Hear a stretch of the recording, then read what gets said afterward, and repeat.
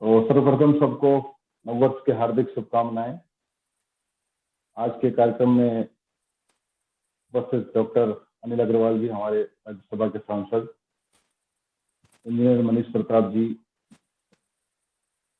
हमारे अति प्रिय एस पारासर जी, अध्यक्ष राष्ट्रीय भारती जी, हनुमान चालीसा का पाठ कराए थे हमारे विभाग संयोजक नीरज जी, अन्य कार्यकर्ता बंधुओं व भारतीय संस्कृति के महत्वपूर्ण अंग योग को लेकर अपने जीवन की साधना करने वाले सभी योग शिक्षक बंधुओं, सपरिवार सबको हार्दिक शुभकामनाएं। मुझको लगता है कि डॉक्टर अनिल जी ने और यश जी ने और उनसे पहले संकल्प कराने वाले हमारे योग शिक्षक जी ने जितने विषय लिए, उस सब में हिंदू नववर्ष क्या है ये सारा विषय आ गया है। यश जी ने भी एक शब्द बोला था, हिंदू। इस शब्द को लेकर हृदय में एक स्पंदन होता है। साथ ही उन्होंने कहा कि नववर्ष कब मनाना, क्यों मनाना, इसके पीछे के लॉजिक कुछ होंगे। 31 दिसंबर की कड़कड़ाती ठंड में सुबह उठते हैं जब, तो आसपास कुछ दिखाई नहीं देता, इतना भयंकर कोहरा होता है। मौसम के प्रभाव के कारण चारों तरफ जैसी ठंड होती है। उसके पीछे कुछ ध्यान में नहीं आता है कि 1 जनवरी को नया साल कैसे शुरू होता है। 2-4 लोगों से पूछा कि 1 जनवरी को क्यों नववर्ष मनाते हैं, तो शुरू में उन्होंने कहा कि 25 दिसंबर से लेकर ईसा मसीह की जो कहानी बताते हैं कि उनको सूली पर चढ़ा दिया था, 3 दिन बाद वो जागृत हो गए, फिर वो पहले 28 मानने लगे, फिर 1 मानने लगे। तो किंतु परंतु को लेकर जोड़कर अपना विषय रखते हैं। लेकिन 1 जनवरी से नया साल कैसे शुरू होता है, इसका उनके पास कोई प्रमाण नहीं है। लेकिन हिंदू परंपरा में जो कुछ भी है वो सब वैज्ञानिक है। चैत्र शुक्ल प्रतिपदा, इसको हमने प्रथम दिन क्यों माना है? अभी डॉक्टर अनिल अग्रवाल जी ने 3-4 बातें बोली थी कि रंगाली बिहू की शुभकामनाएं, विशु की शुभकामनाएं, गुड़ी पड़वा की शुभकामनाएं, 3-4 शब्द आपने बोले थे। एक शब्द और चलता है वर्ष प्रतिपदा के लिए, नौरोज। ये ईरानी शब्द है। नौरोज अर्थात नया रोज, नया दिन। नया दिन कौन सा हो? मैं समझाने का प्रयास कर रहा था कि हम केवल प्रतिपदा को मनाते हैं, ऐसा नहीं है। ईरान जैसा देश भी उसको नौरोज करके, नया रोज जिससे शुरू होता है, वो नया दिन। तो नया दिन कौन सा? आज तक के सब दिन पुराने थे, आज से नया दिन शुरू हो रहा था, नया वर्ष शुरू हो रहा है। एक उगादि नाम ऐसा डॉक्टर साहब ने कहा था।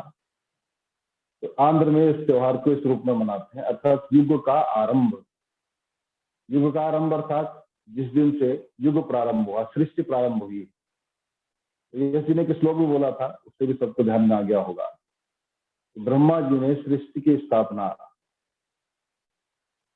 चैत्र शुक्ल प्रतिपदा को करी थी। हम अपने शास्त्रों में पढ़ते हैं, अपने विद्वानों के द्वारा सुनते हैं, यही सृष्टि प्रथम, ऐसा नहीं है। प्रलय काल आता है, फिर सृष्टि की नव संरचना ईश्वर के द्वारा होती है। तो वर्तमान सृष्टि की जो स्थापना का दिवस है, उसको हम मानते हैं कि वो वर्ष प्रतिपदा के दिन भगवान ब्रह्मा जी ने सृष्टि की स्थापना करी।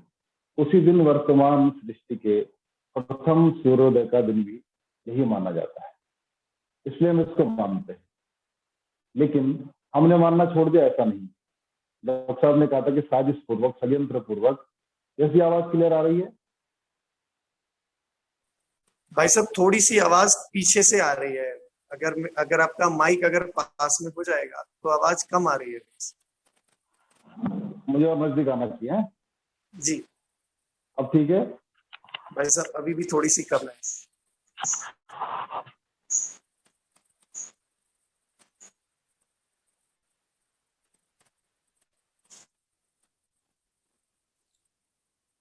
कैसे आ रही है? जी भाई साहब, अब ठीक है। ठीक। आपकी आवाज थोड़ी डिस्टर्ब थी, इसलिए मैंने ब्लूटूथ कनेक्ट कर लिया था, वो हटा लिया। अब क्लियर है ना आवाज? जी भाई साहब, अब बिल्कुल अच्छी आ रही है। ठीक। तो हमारा नववर्ष मनाने का वो लॉजिकली हम उस पर फिट बैठते हैं। मैंने एक शब्द कहा था कि हिंदू रीति नीति परंपराएं वैज्ञानिक कसौटी पर जितना हम कसते जाएंगे उतना हम सत्य के नजदीक पहुंचते जाएंगे। तो सृष्टि की स्थापना का प्रथम दिन, सूर्य के उदय का प्रथम दिन, ये हम सब लोगों को बता भी सकते हैं। 31 दिसंबर 1 जनवरी के बारे में कुछ बताने की स्थिति में कोई है क्या? हम बता सकते हैं कि हम चैत्र शुक्ल प्रतिपदा को क्यों अपना नववर्ष मनाते हैं। लेकिन जो कंफ्यूजन पैदा होता है वो होता है कि कभी वो 2 अप्रैल को आ रही है, कभी 15 अप्रैल को आ रही है। हमारा जो युवा वर्ग है वो अंग्रेजी तिथि को और प्रतिपदा को जब जोड़ता है तो कंफ्यूज हो जाता है कि किस दिन मनाएं। क्या 2 अप्रैल, जिन्होंने आज पहली बार, बहुत सारे युवा साथी ऐसे होंगे कि वो नववर्ष के इस प्रकार के कार्यक्रम को पहली बार मना रहे होंगे, उनके दिमाग में बात आएगी कि 2 अप्रैल को हिंदुओं का नया साल होता है। जिन्होंने गत वर्षों में मनाया हुआ है, किसी को 14 अप्रैल दिखाई दिया, किसी को 22 मार्च पर भी एक बार आई थी। तो किसी को लगता है 22 मार्च है क्या, 14 अप्रैल है क्या, 2 अप्रैल है क्या? नहीं, चैत्र मास का, ग्रीष्म का जो प्रथम नवरात्र आता है वो चैत्र शुक्ल प्रतिपदा से ही शुरू होता है। इसलिए उसको अंग्रेजी के साथ जोड़ेंगे तो कंफ्यूजन होगा, इसलिए उसको चैत्र शुक्ल प्रतिपदा, या हम सबको ध्यान में रहना चाहिए और बाकी सबको बताना भी चाहिए। भगवान रामचंद्र का राज्याभिषेक, महाराजा युधिष्ठिर का राज्याभिषेक, गुरु अंगद देव जी का जन्म दिवस, संघ संस्थापक डॉक्टर हेडगेवार का जन्म दिवस, आर्य समाज की स्थापना, अनेक प्रकार की ऐसी बातें हमारे सामने हैं कि हम यदि ये न भी माने कि सृष्टि की स्थापना का दिवस है, बहुत पुरानी बात है, वर्तमान युग के आधार पर भी हमको कुछ चीजें माननी हो तो हम इसलिए भी मान सकते हैं कि हम अपने महापुरुषों के जन्म दिवस के आधार पर, आर्य समाज जैसी हिंदू हितैषी संगठन, उसकी स्थापना का दिवस, पूज्य गुरु अंगद देव जी का जन्म दिवस, महाराजा रामचंद्र का राज्याभिषेक दिवस, युधिष्ठिर का राज्याभिषेक दिवस, इस प्रकार के अनेक तर्क हमारे पास इस दिवस को मनाने के, प्रथम दिवस वर्ष का मनाने के हमारे पास पर्याप्त कारण, प्राप्त उद्देश्य हैं। मैंने एक शब्द कहा कि हिंदू शब्द और हिंदू संस्कृति वैज्ञानिक। तो भारतीय नववर्ष कई बार ऐसा भी आता है जब हम युवाओं के बीच में बातचीत करते हैं, उनको लगता है कि 1 मार्च 1 जनवरी वर्ष प्रतिपदा, इसको मनाने से क्या अंतर पड़ता है? अगर हम वर्ष का प्रथम दिन 1 जनवरी को मानते हैं, हम 1 जनवरी को माने वो भी साल वैसे ही कटने वाला है, और हम चैत्र शुक्ल प्रतिपदा को माने तो भी साल वैसे ही कटने वाला है। ये सामान्य धारणा ठीक हो सकती है कि भाई ठीक है, अपने दिनवार चलाने हैं, लेकिन आखिर एक बार अगर ये विचार करें कि हम प्राचीन काल से चैत्र शुक्ल प्रतिपदा के दिन से लेकर और फाल्गुन तक अपना वर्ष मानते आए हैं। जो लोग भारत के अंदर आए उन्होंने हमारे कैलेंडर को पीछे धकेलकर अपना अंग्रेजी कैलेंडर आगे बढ़ाया। वो भी तो ऐसा विचार कर सकते थे कि हमको दिनांक, डेट बोलने के बजाय गते बोलने में क्या दिक्कत है? प्रतिपदा, द्वितीया, तृतीया, चतुर्थी, पंचमी, षष्ठी, सप्तमी, अष्टमी, नवमी, दसवीं, संस्कृत के शब्द है। लेकिन उनको ये साबित करना था कि हम सर्वाधिक विद्वान हैं, सर्वाधिक वैज्ञानिक हैं, और तुम हमसे पीछे हो, हम आगे हैं। ये साबित करने के लिए उन्होंने हमारे ऊपर थोपा। और आज समय कम है, कभी दोबारा बैठेंगे या आप अध्ययन करेंगे एक एक भारतीय परंपरा को नष्ट करने के पीछे कितना बड़ा बड़ा षड्यंत्र हुआ है। अपने विचार को थोपने के लिए, हमारे विचार को समाप्त करने के लिए कितने षड्यंत्र हुए हैं। अब समय आ गया है कि हम सब उन चीजों के बारे में अध्ययन करें, पढ़ें और समाज को जागरूक करें। यश जी ने कहा कि डॉक्टर साहब की बात पर कि आपके मुख में सरस्वती विराजे और हम सब ये देखें। मैंने कहा संघ संस्थापक का जन्म दिवस भी है। उन्होंने और उनके साथ के लोगों ने कल्पना करी थी, मराठी का एक शब्द है याची देही याची डोला, इसी जन्म में और इसी शरीर से, इन्हीं आंखों से हमने जो कल्पना करी है भारत के परम वैभव की, संपूर्ण विश्व को सुख शांति के मार्ग पर चलाने की, हम इसी जीवन में और इन्हीं आंखों से देखकर जाएंगे।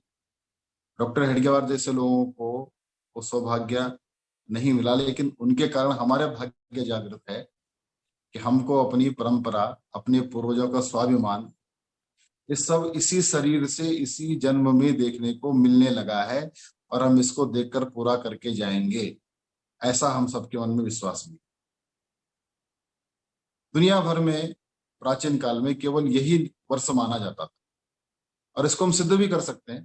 आज भी जो व्यापारी बंधु अपना बही खाता बनाते हैं वो मार्च से लेकर मार्च तक बनाते हैं, और सरकारी स्तर पर भी जो जिसको वित्त वर्ष बोलते हैं आज भी वो मार्च में ही पूर्ण होता है। मार्च फाइनल चल रहा है, आजकल किससे बातचीत करते हैं तो मार्च चल रहा है, बैंक के कर्मचारी से, सरकारी कर्मचारियों से, तो मार्च तक ऑडिट पूरा करना है।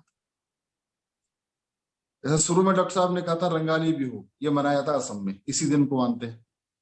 केरल में विशु के नाम से मनाते हैं, सिंध में चेटी चंद के नाम से मानते हैं, हमारे क्षेत्र में प्रतिपदा के नाम से मानते हैं। तो हमने मानना नहीं छोड़ा, लेकिन उसको थोड़ा अंग्रेजी कैलेंडर के साथ से डाइवर्ट कर दिया। और क्यों करा, मैंने पहले बताया था कि उनको ये साबित करना था कि हम सर्वश्रेष्ठ हैं, तुम हमसे पीछे हो।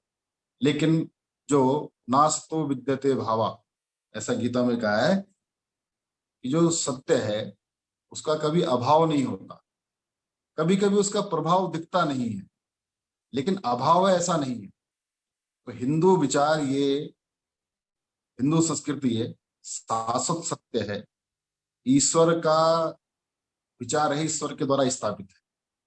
हम सबके जीवन में जो कुछ है वो हमारी प्राचीन काल, प्राचीन परंपरा से अर्थात ईश्वर प्रदत्त है, उसके अनुसार हम चल रहे हैं।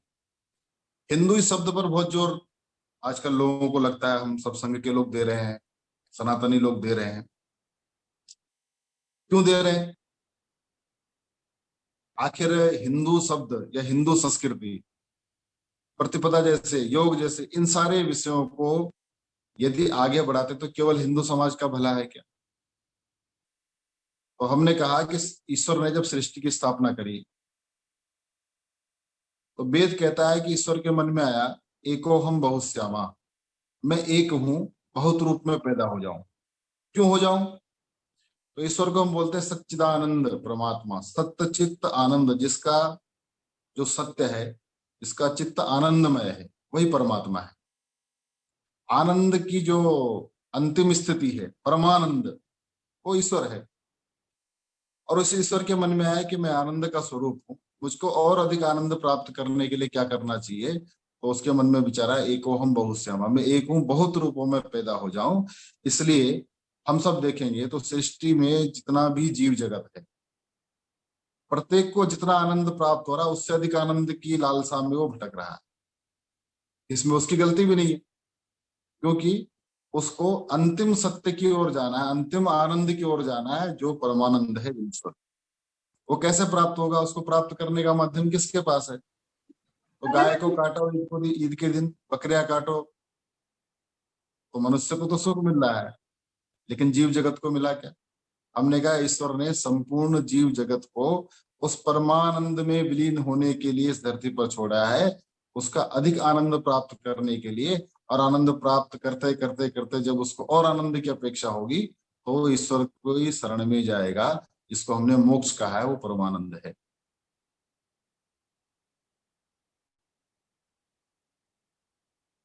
लेकिन ये परमानंद, ये आनंद, ये सुख, इसको देने का मार्ग किसके पास है, कहाँ है? तो हमने एक नाम सुना होगा भगिनी निवेदिता का। स्वामी विवेकानंद की शिष्या थी, विदेशी थी, विवेकानंद से प्रभावित और भारत आ गई। उसने अपने जीवन में लिखा है कि मेरे मन में ईश्वर को प्राप्त करने की इच्छा हुई कि आखिर सृष्टि की स्थापना क्यों हुई, मनुष्य क्या होता है, मरने के बाद कहाँ जाता है, तमाम प्रकार के प्रश्न जो सबके मन में आते हैं। उनका मेरे मन में भी आए। मैंने ईसाई धर्म ग्रंथों को पढ़ा, जन्म से ईसाई थी, इस्लामिक धर्म ग्रंथों को पढ़ा, अन्य धार्मिक महापुरुषों से मिलना जुलना सब हुआ। विवेकानंद को सुनने के बाद ऐसा लगा कि इनके पास कुछ मिल सकता है, उनके साथ भारत आई। और धर्म ग्रंथों का अध्ययन किया, और अध्ययन के बाद ये ध्यान में आया कि सुख की कल्पना संपूर्ण विश्व में एक जैसी है। सभी मत पंथ संप्रदाय यह जीवन के अंत को, चरम सुख को ही अंत मानते हैं, अंत के बाद भी सुख मिले। इस्लाम में जाएंगे, कुरान वही कहती है, बाइबल को पढ़ेंगे, बाइबल वही कहती है। और स्वर्ग की, हेवन की, जन्नत की तमाम तरह की कल्पनाएं हम सब ने सुनी पड़ेंगे, आजकल सोशल मीडिया पर खूब मिल भी रही है, 72 इत्यादि सब मजाक उजाक में सब हमको मिलता है। तो उसने कहा कि सब सुख का मार्ग ढूंढते हैं, सुख के लिए सब कुछ कर रहे हैं, लेकिन वास्तविक सुख क्या है? जो मोक्ष शब्द है, उसने कहा ये मुझे ध्यान में आ गया। और तब वो लिखती कि दुनिया को अगर सुख और शांति कोई दे सकता है, वो केवल भारत दे सकता है। आगे उन्होंने लिखा कि क्यों दे सकता है? उसने कहा जिसके पास जहां जाने का रास्ते का पता ही ना हो, जहां की सड़क ना हो, वहां पहुंचा कैसे जा सकता है? तो कहती ईसाइयत और इस्लाम के पास, बाइबल कुरान के पास सुख को प्राप्त करने का कोई माध्यम नहीं है, ईश्वर को प्राप्त करने का कोई माध्यम नहीं है, कल्पोल कल्पनाओं के आधार पर जी रहे हैं। लेकिन हिंदुत्व के पास, धर्म ग्रंथों के पास संपूर्ण मार्ग खुले हुए हैं, सब कुछ पता है। क्या है? उसने कहा सर्वे भवन्तु सुखिना, केवल हिंदू भवन्तु सुखिना नहीं बोल रहे। उसने कहा जब सब जीवों को सुख चाहिए, अपने सुख के लिए दूसरे जीव को दुख देना, यह तो धर्म नहीं। सब जीवों को सुख देना, तो फिर ईश्वर की सृष्टि के साथ हम न्याय कर सकते हैं। तो सर्वे भवन्तु सुखिना का विचार किसका है? सभी जीव सुखी हों, केवल मनुष्य सुखी हो ऐसा नहीं है, सब जीव सुखी हों। इसकी कल्पना केवल हिंदू करता है। आत्मोत सर्वभूतेषु, इसकी कल्पना केवल हिंदू करता है। वसुधैव कुटुंबकम, पूरा पृथ्वी एक परिवार है।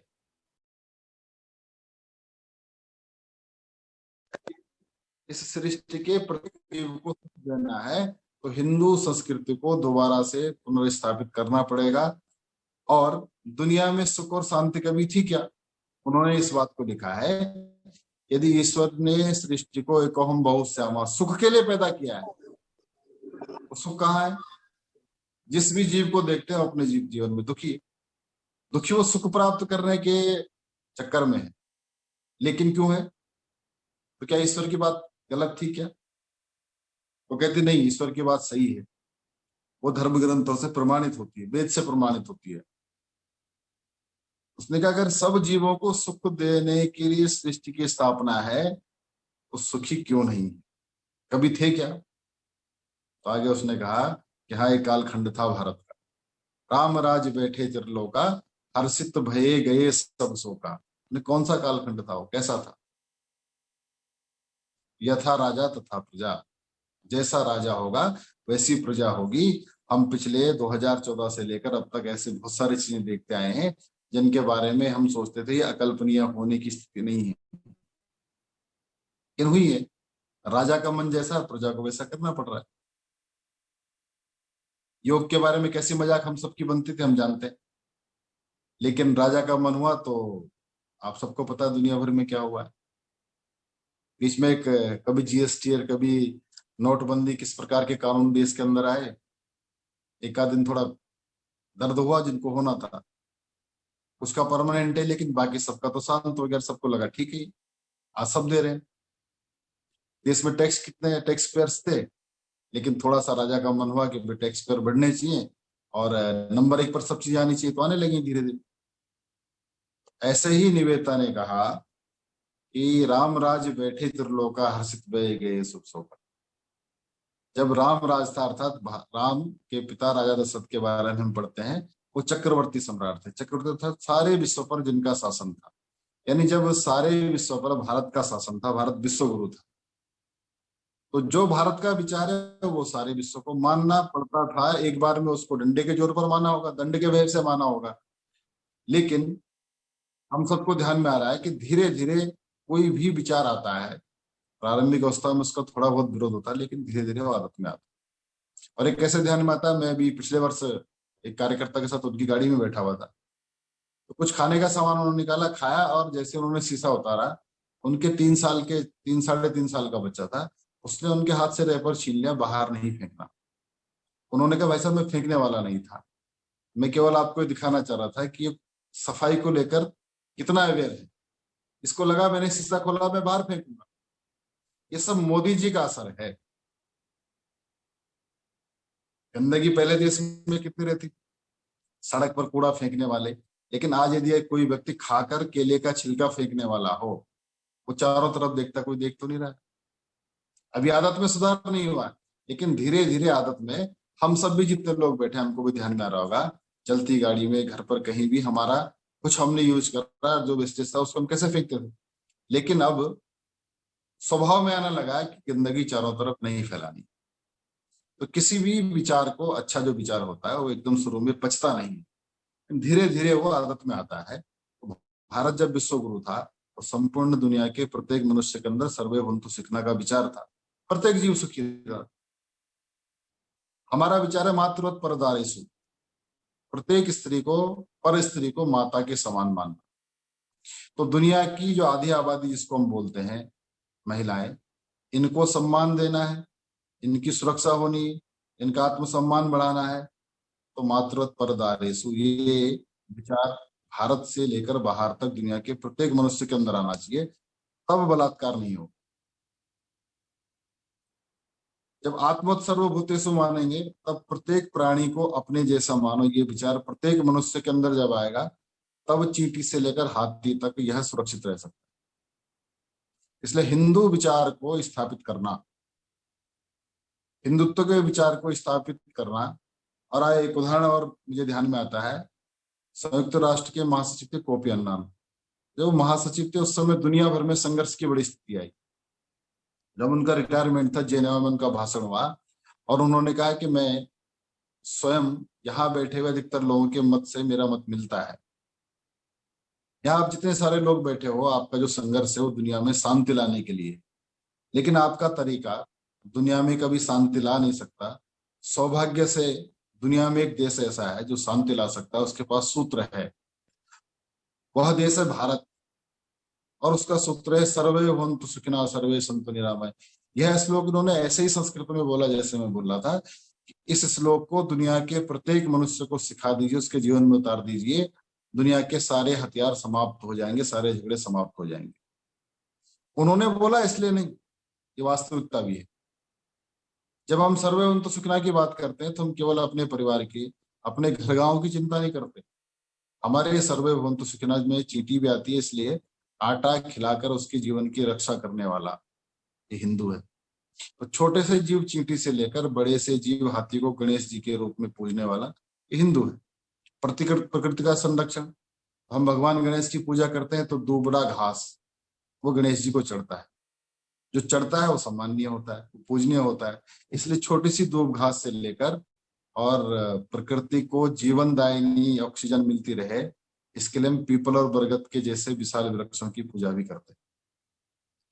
यह सृष्टि बिना कंकड़ पत्थर के धरती नहीं चल सकती, इसलिए किसी नदी में बहकर आए गोल गोल पत्थर को भगवान विष्णु का स्वरूप शालिग्राम मानकर हम पूजा करते हैं, तो नंगे पैर हम गोवर्धन जैसे विशाल पर्वत की भी परिक्रमा करते हैं। इस सृष्टि में जो कुछ है, चराचर जगत में जो कुछ है, उस सब में से कुछ भी माइनस होता है तो हमारे हिस्से का होता है। इसलिए जब हम ये कहते हैं कि मैं ये धार्मिक काम कर रहा हूँ, सामाजिक काम कर रहा हूँ, मैं कुछ नहीं कर रहा हूँ, मैं स्वयं के लिए कर रहा हूँ। सृष्टि में से, धरती में से, जीव जगत में से कुछ भी माइनस होता है तो वह मेरे जीवन को प्रभावित करता है। इसलिए हमको कई बार लगता है कि हम सामाजिक जीवन में बड़ा काम कर रहे हैं, हम जो कुछ कर रहे हैं स्वयं के लिए कर रहे हैं। और मैंने शुरू में कहा था एको हम बहुश्यामा, क्योंकि हम उस परमात्मा के वही अंश हैं जहां उसने कल्पना करी थी मैं एक से अधिक बन जाऊं। इसलिए ईश्वर अंश होने के कारण इस हिंदू संस्कृति को, इस ईश्वर की कल्पना को हमको संपूर्ण दुनिया में स्थापित करना पड़ेगा। और मैंने कहा यथा राजा तथा प्रजा, भारत विश्व गुरु था तो संपूर्ण दुनिया में सुख और शांति थी। मैंने चींटी से लेकर हाथी तक की चर्चा करी है, प्राकृतिक की चर्चा करी है, पहाड़ पत्थर की चर्चा करी है। यह सब होगा तो सृष्टि होगी, इसमें से कुछ भी माइनस होगा तो सृष्टि धीरे धीरे समापन की ओर जाएगी, समाप्ति, प्रलय की ओर जाएगी। इसलिए प्रलय काल को बढ़ाना है, वो ना आए, इसकी चिंता करनी तो प्रकृति के संरक्षण की चिंता भी करनी पड़ेगी।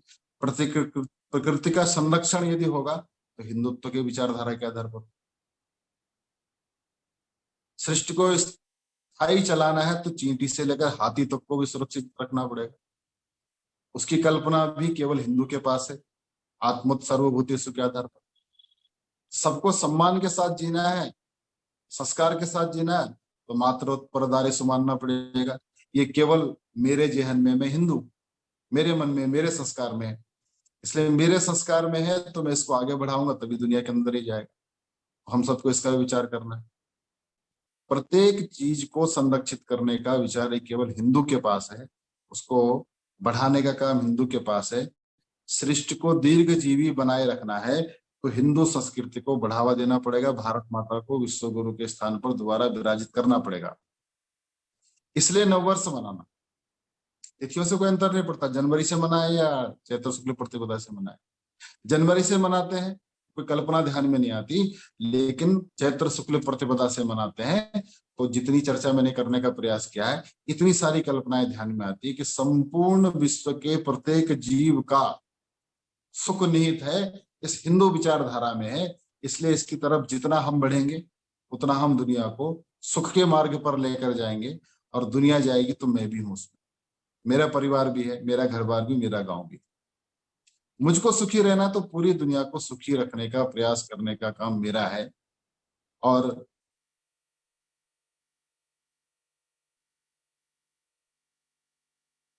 जो जानता है उसकी जिम्मेदारी ज्यादा होती है। जिसके पास ज्ञान है, जिसके पास सामग्री उपलब्ध है,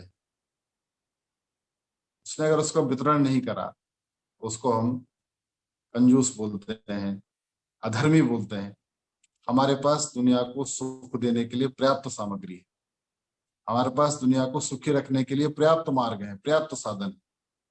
हम उस मार्ग पर आगे बढ़कर उसको वितरित नहीं कर रहे हैं तो हम अधर्मी भी कहलाएंगे। इसलिए धर्म का पालन करने का मतलब नवरात्रि के पहले दिन सुबह हवन कर लिया, पूजन कर लिया, 9 दिन तक उपवास रख लिया और 9वें दिन कन्या जिमाकर हवन पूजन कर लिया, इसको केवल धर्म नहीं बोलते।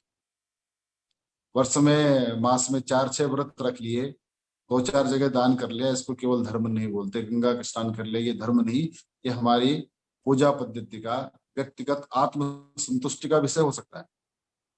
धर्म है प्रत्येक जीव की चिंता करना, कर्तव्य का पालन करना। और हिंदू ईश्वर की, ईसा मसीह को ईश्वर का पुत्र बोलते हैं, लेकिन हम स्वयं को ईश्वर का अंश बोलते हैं। हम ईश्वर का अंश हैं तो हम अधिक जिम्मेदार हैं। हमको सर्ववंतु सुखिना आता है, हम अधिक जिम्मेदार हैं। हमको आत्मवत सर्वभूतेषु बोलना आता है, इसलिए हम अधिक जिम्मेदार हैं। हमको मातृवत परदारेषु बोलना आता है, हमारे जीवन में है, इसलिए हम अधिक जिम्मेदार हैं। हमारे पास अधिक सामग्री है, हम धनवान हैं, हम ईश्वर की सृष्टि में सर्वाधिक बुद्धिमान हैं, सर्वाधिक धनवान हैं। इसलिए अपनी बुद्धि बल का प्रयोग करके, अपने साधन रूपी धनबल का प्रयोग करके, संस्कार रूपी धनबल का प्रयोग करके हम संपूर्ण जगत को संपन्नता के मार्ग पर ले जाएंगे। इसलिए हिंदू विचारधारा के प्रति अपने इर्द गिर्द रहने वालों की, अपने से संबंधित लोगों की सबकी दृष्टि ऐसी बने, वैज्ञानिक परंपरा की तरफ हम देखें। इसको सर्व जगत में स्थापित करने के लिए हम अपने जीवन में सर्वाधिक क्या कर सकते हैं, इसका हम सब संकल्प लें। आज के इस नववर्ष के दिवस पर ऐसा संकल्प हम सब लेंगे तो हम सबका मिलना सार्थक होगा। सभी को सपरिवार बहुत बहुत शुभकामनाएं। धन्यवाद, नमस्कार।